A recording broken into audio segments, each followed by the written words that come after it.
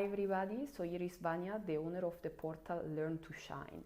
So I am here today recording the first podcast as I want to make available some of the tools for everybody that want to be inspired on how to learn and shine from inside out.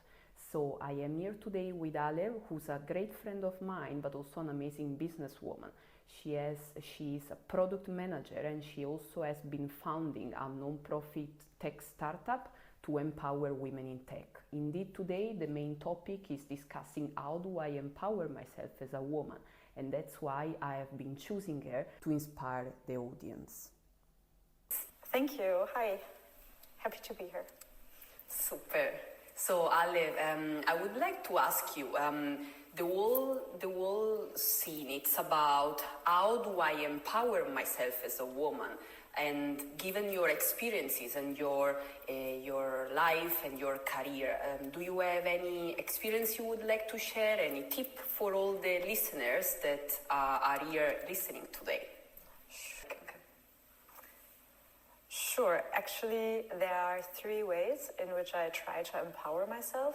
On the one way, it's about my lifestyle, how I live and how I eat and how I move my body. I try to work out, I try to eat healthy so that I have movement in my life and I have nutrition in my life as well, and it already helps you feel better, stand better, walk better, and overall have better energy. And the second thing I try to do is not have negative self-talk as much as I can. So when I have a mistake that I make or something doesn't go well in my life, I try to really think about it and understand what went wrong. And when you understand what went wrong, it's easier for you to maybe disconnect it from yourself and your essence, and you don't blame yourself for it, but you just try to comprehend and learn from it and what you can do differently next time. And then the third thing is to surround myself with the right people. So I'm selective about who I keep around me, and if somebody doesn't feel good or if the energy doesn't feel good, I also stop surrounding myself. So that's something that also can have a big influence, right? The people how they make you feel, and if they also empower you and they see you how you see you, or they see you how you want to be seen. So I would say that that's quite important as well, your surroundings. And it was also part of my social startup, my nonprofit called Female Tech Leaders. It's a nonprofit that helps empower women in tech, because I'm also in tech. And when I was studying computer science, I felt a little bit out of place and sometimes less empowered. So this nonprofit came to be. And the whole purpose of it is also to bring a community to other women in tech and, like I said, surround themselves with other women who support them, who see them and uplift them. So I would say that's how I try to empower myself as a woman. Amazing. I would really love to, if may I ask you, how did you start with your ambition to support other women around the tech scene? Yeah, I would say it started all when I was a student, because so this was many years ago already, I think 2013, and there were not other women in my classes, and it always felt a little bit out of place to not see them around. And when I would see them or meet them, I would feel immediately drawn to them and somehow trying to keep them close. Because when we spoke, it felt a little bit easier, because we were studying such a difficult subject.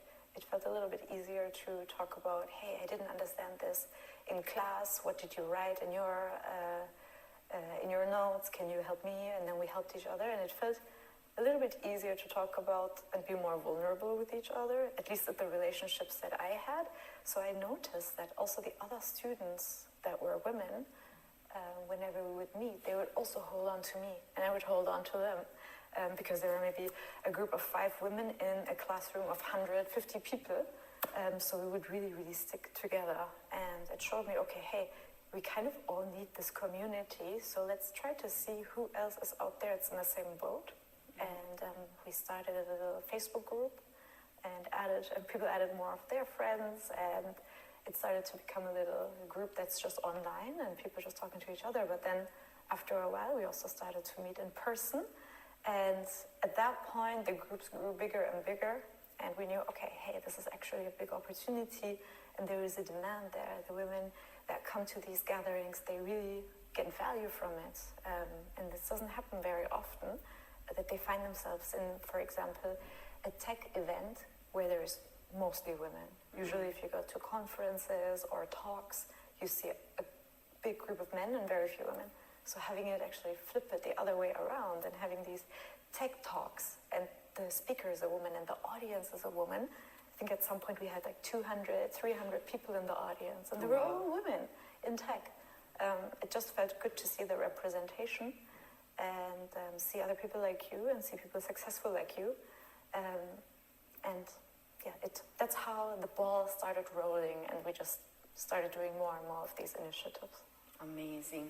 That sounds very great, and you really had that particular drive to help empowering other women, which is great. And I feel, as you say, like some of the ways that you have been having in the past is also connected to your lifestyle, the way that you take care of yourself, and particularly that way of being a bit shameless in a way, potentially, or at least that's how I connect myself, because you were asking me also what's the way that I empower myself as a woman. And I feel that in the society of today there are way too little places where women are let being shining. And potentially this is also because of the personality, where we are always a little bit more shy, we are always a little bit more considerate, and I feel that one of the ways that it's really helping me, it's not really care about what other people would think about, as long as it makes me feeling good. And I feel that this is the best way that I use for myself to empower myself, and one of the tips that I would also share with the audience that is listening today. Amazing. It's so true. To your point, what you said really resonates with me, that you have to not care what other people think of you, because whether you do what you think you should be doing or you do what you want to do yourself, people will have an opinion of you. You cannot change that. So the best way to go is to just stay true to what you want to do and be unapologetic and let whoever think what they want to think. And I think it's quite hard to do that, so my respect that you manage, and I also see you and how you carry yourself and how you help others, really my respect, because unfortunately, like you also said, we still live in a society that is telling women more to quiet down and to not go too much over the lines, because the moment you do, it's something to talk about. It's something that feels a little bit uneasy, or that feels something is not how it should be if she's too loud or too confident, or she's proud of herself, or maybe even speaks about her accomplishments without being afraid to look arrogant or something like that. I think it's always nice to see that, because we're kind of more taught to be humble and be quiet and be accommodating and likable.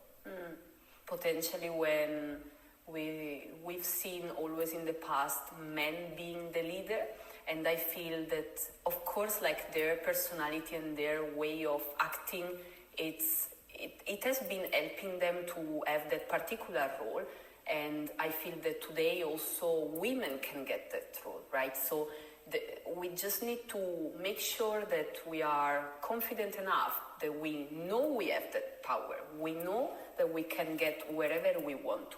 Of course, I'm not saying that this is for everybody. Like there are potentially some women that they like to be a little bit more into the side, and that's the way that they also feel good with themselves. But I am also probably here speaking to people that is actually having that fear of going there because of concerns that come from societies and things like this.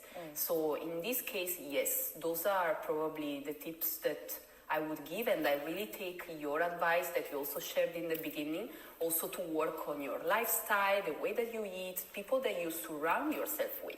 I think this is such an important element because, of course, like that empowers you to go out of your comfort zone and to potentially lose those attitudes that are holding you back, right? So I think that was a very good highlight from you. Would you like to share something else, some other tips or last advice to anybody that is really trying to go for that path but potentially is being a little bit blocked? I think maybe one more advice I would give that's also somewhat in line with how you surround yourself with is to see if you can find a mentor, if you can find someone in your life who you look up to and who you want to learn from how they handle these things, and whether they can give you tips for how they manage to get where they are. And even if it's not a person who got to a role that you want to get to, it can even be someone your age or someone younger than you, but they have something that you admire. You can have them as a mentor as well. And it's always nice to have someone to ask questions and share and go back and forth and get tips and give tips. So that would be my last advice. Amazing. I love it. I really love it. So, well, thank you very much, Alev, for your tips and sharing this moment with me. Honestly, it has been amazing. And so I'm basically closing this little chapter. I hope that this is a helpful tip for everybody listening there. And we will see each other into the next podcast. Thank you, Alev. Thank you. Thanks a lot.